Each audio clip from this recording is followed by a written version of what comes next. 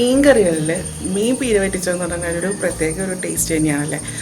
ഇഞ്ചിയും പച്ചമുളകും കറിവേപ്പിലയും പിന്നെ എന്താ തേങ്ങയൊക്കെ ചേർത്തിട്ട് നല്ല കുടംപുളിയൊക്കെ ഇട്ട് ഉണ്ടാക്കുന്ന ആ ഒരു മീൻ കറി അല്ലേ. അത് പറയുമ്പോൾ തന്നെ വായിൽ വെള്ളം വരും. അതുപോലത്തെ ഒരു മീൻ കറിയാണ്, മീൻ പീരയാണ്.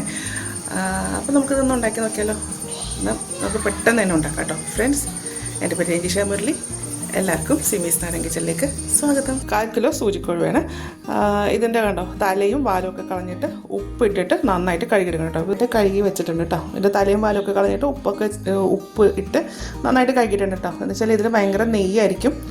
ഇത് ക്ലീൻ ചെയ്തെടുക്കാനായിട്ട് കുറച്ച് ബുദ്ധിമുട്ടാണ്. പക്ഷേ എന്നാലും നമുക്ക് ലുലുലൊക്കെ പോയി കഴിഞ്ഞാൽ ഇതിങ്ങനെ ക്ലീൻ ചെയ്തത് മേടിക്കാൻ കിട്ടും കേട്ടോ. അപ്പോൾ അങ്ങനെ, പക്ഷേ ഇത് ഭയങ്കര ടേസ്റ്റായിട്ട് ഇത് ഉണ്ടാക്കാനായിട്ട്. ഇതിലേക്ക് ഒരു അരപ്പുണ്ടാക്കണം. അതിനായിട്ട് 1 കപ്പ് തേങ്ങ കൂടിയെന്ന് പറഞ്ഞാൽ കുഴപ്പമൊന്നുമില്ല കേട്ടോ. കൂടുതൽ കിടക്കുമ്പോൾ നല്ലൊരു ടേസ്റ്റ് തന്നെയാണ് കേട്ടോ. 1 ടേബിൾ സ്പൂൺ മല്ലിപ്പൊടി, 1/4 ടീസ്പൂൺ മഞ്ഞൾപ്പൊടി, 3 വറ്റൽമുളക്, 1 ചെറിയ ഉള്ളി. ഇത്രയും സാധനങ്ങൾ മിക്സിയിലിട്ടിട്ട് ഒന്ന് ഒതുക്കിയെടുക്കാം കേട്ടോ. അല്ലെങ്കിൽ അരകല്ലയിലോ അല്ലെങ്കിൽ ഇടികല്ലയിലോ ഒക്കെ ഇട്ടിട്ട് ആക്കിയെടുത്ത് വെച്ചാൽ മതി കേട്ടോ. ഇതുപോലെ ആക്കിയിട്ടുണ്ട് കേട്ടോ. ഇനി നമുക്ക് ഇതെല്ലാം കൂടെ ഒന്ന് മിക്സ് ചെയ്യാം. ഇതെല്ലാം കൂടെ മാറ്റി വെക്കാം. അപ്പോൾ ഇനി നമ്മൾ ഇതെല്ലാം കൂടെ ഒന്ന് മിക്സ് ചെയ്യാൻ പോകാം കേട്ടോ. അപ്പോൾ നമ്മൾ നേരത്തെ എടുത്ത ചട്ടി തന്നെയാണ് എടുത്തേക്കുന്നത്. കൊഴുവ ഞാൻ വേറെ പാത്രത്തിലേക്ക് മാറ്റിയിട്ടുണ്ട് കേട്ടോ. അതുപോലെ ഇത് ഉണ്ടാക്കുമ്പോൾ ചട്ടിയിൽ തന്നെ ഉണ്ടാക്കാൻ നോക്കൂ കേട്ടോ. ആദ്യമേ തന്നെ അരച്ചു വെച്ചിരിക്കുന്ന തേങ്ങ ഇട്ട് കൊടുക്കാം. 2 പച്ചമുളക് ചേർക്കാം. അപ്പോൾ എരിവിനനുസരിച്ചിട്ട് ചേർത്തോളൂ കേട്ടോ. എത്രയാണെന്ന് വെച്ച് കഴിഞ്ഞാൽ നമ്മൾ ആദ്യമേ ഇതിൻ്റെ അകത്ത് വറ്റൽമുളക് അരച്ചിട്ടുണ്ട്, പിന്നെ പച്ചമുളകും കൂടി ചേർത്തു കേട്ടോ. അപ്പോൾ എരിവ് അധികം വേണമെന്നുണ്ടെങ്കിൽ അധികം ചേർത്തോളൂ. 1/4 ഇഞ്ച് വലുപ്പത്തിലുള്ള ജിഞ്ചർ ഇങ്ങനെ നീളത്തിൽ അരിഞ്ഞതാട്ടോ, അതും ഇതിൻ്റെ അകത്തേക്ക് ചേർക്കാം. കുറച്ച് കറിവേപ്പില,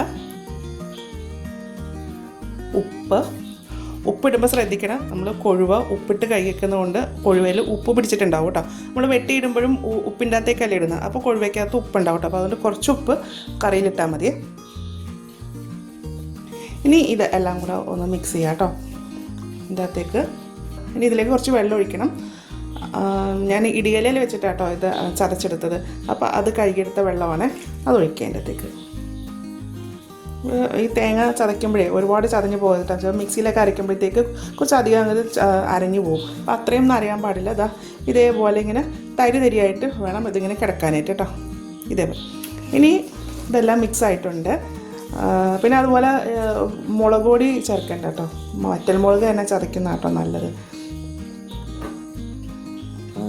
ഇനി ഇത് കൊഴുവ അതിലേക്ക് ഇട്ട് കൊടുക്കാം. ഇത് മിക്സ് ചെയ്യാം.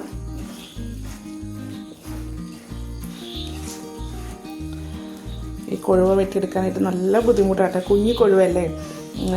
എറണാകുളത്തുള്ള ലുലുവിലൊക്കെ ഇത് മേടിക്കാൻ കിട്ടും. ഇങ്ങനെ തലയും വാലൊക്കെ കളഞ്ഞിട്ട് വെട്ടിയത് മേടിക്കാൻ കിട്ടും കേട്ടോ. ഇത് നല്ല ടേസ്റ്റാട്ടോ. ഒരുപാട് എന്താ പറയാം, ഒരുപാട് കാൽസ്യം ഒക്കെ അടങ്ങിയിട്ടുള്ള ഒരു മീനാണ് ഇത്. ഇതിലേക്ക് പുളിക്ക് ആവശ്യത്തിന് ഞാൻ ചേർക്കുന്ന കുടംപുളിയാണ്. കുടംപുളി ചേർക്കാം, ചെമ്മിപ്പുളി ചേർക്കാം, അതല്ലാന്നുണ്ടെങ്കിൽ മാങ്ങ ചേർക്കാം. മാങ്ങയൊക്കെ ചേർത്തുണ്ടാക്കി കഴിഞ്ഞാൽ നല്ല അടിപൊളിയാട്ടോ. അതുപോലെ ചെമ്മിപ്പുളി ആണെങ്കിലും എന്താ പറയുക, നിങ്ങളുടെ അവിടെയൊക്കെ എന്താ പറയണത് നോക്കൂ. ഞങ്ങളുടെ അവിടെയൊക്കെ എറണാകുളത്തൊക്കെ ചെമ്മിപ്പുളി എന്നാട്ടോ പറയുന്നത്. ചിലയിടത്ത് മുല്ലേൻ്റെ ഒക്കെ നാട്ടിൽ മലപ്പുറത്തൊക്കെ ഓർക്കാപ്പുളി എന്നാണ് പറയണത്. ഇരുമ്പംപുളി എന്നൊക്കെ പറയത്തില്ലേ, ആ സാധനം തന്നെ. അപ്പോൾ അതൊക്കെ ചേർത്ത് ഉണ്ടാക്കുവാണെങ്കിലും നല്ല രുചിയാട്ടോ ഇത്. അപ്പോൾ ഞാനിതിൽ കുടംപുളിയാട്ടോ ചേർത്തത്. ഒരുപാട് വെള്ളം ഒഴിക്കേണ്ട കേട്ടോ. ഇത് കുഞ്ഞു മീനല്ലേ, പെട്ടെന്ന് തന്നെ ഇത് വേകും ഇത്.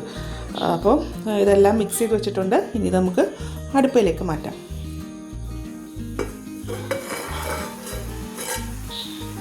ഇതിനകത്ത് വെള്ളം തിളച്ചിട്ടുണ്ട്. തിളച്ചതിന് ശേഷം സ്റ്റൗവിൻ്റെ ഫ്ലെയിം നന്നായിട്ടൊന്ന് കുറയ്ക്കുക കേട്ടോ. കുറച്ചതിന് ശേഷം ഇതൊന്ന് ജസ്റ്റ് ഒന്ന് ഇളക്കി കൊടുക്കാം കേട്ടോ. ഇത് പെട്ടെന്ന് തന്നെ ആകും കേട്ടോ. ആക്കിയതിന് ശേഷം ഇത് വീണ്ടും ഒന്ന് അടച്ചു വെച്ചിട്ട് ഇത് വെള്ളം വറ്റുന്ന വരെ വേവിക്കുക കേട്ടോ. അപ്പോൾ ഇനിയിപ്പോൾ സ്റ്റൗവിൻ്റെ ഫ്ലെയിം നന്നായിട്ട് കുറയ്ക്കാം കേട്ടോ. എത്രയും കുറയ്ക്കാമോ അത്രയും കുറച്ചിട്ട് വേണം ഇതൊന്ന് വേവിക്കാൻ.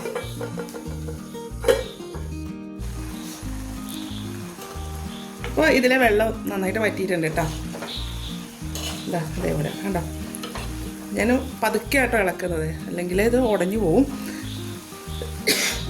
ഇത് സ്റ്റവ് കൂടെ ഓഫ് ചെയ്യാം കേട്ടോ.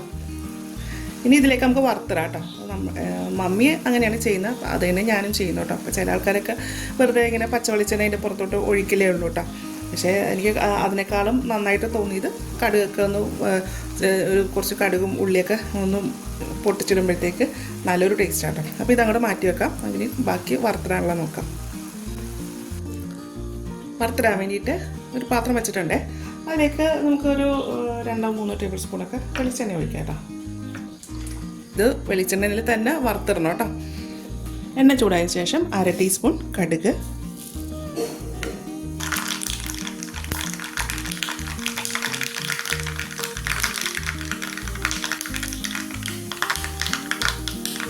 ഒരു ചെറിയുള്ളി ഇതുപോലെ 2 ചെറിയുള്ളി വട്ടത്തിലരിഞ്ഞത്, വറ്റൽ മുളക്, കറിവേപ്പില,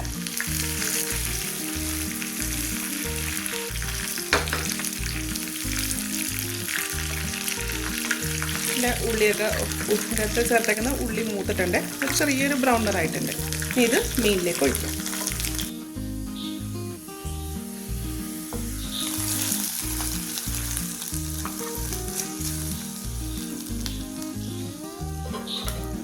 ഒഴിച്ചതിന് ശേഷം ഇത് അടച്ചു വെക്കാം കേട്ടോ. നമ്മുടെ കൊഴുവ പീര വെറ്റിച്ചത് റെഡി ആയിട്ടുണ്ട് കേട്ടോ. അപ്പോൾ നമ്മുടെ കൊഴുവ പീര വെറ്റിച്ചത് കണ്ടില്ലേ, എളുപ്പമാട്ടോ ഇത് ഉണ്ടാക്കാനായിട്ട്, അതുപോലെ നല്ല ടേസ്റ്റും ആട്ടോ.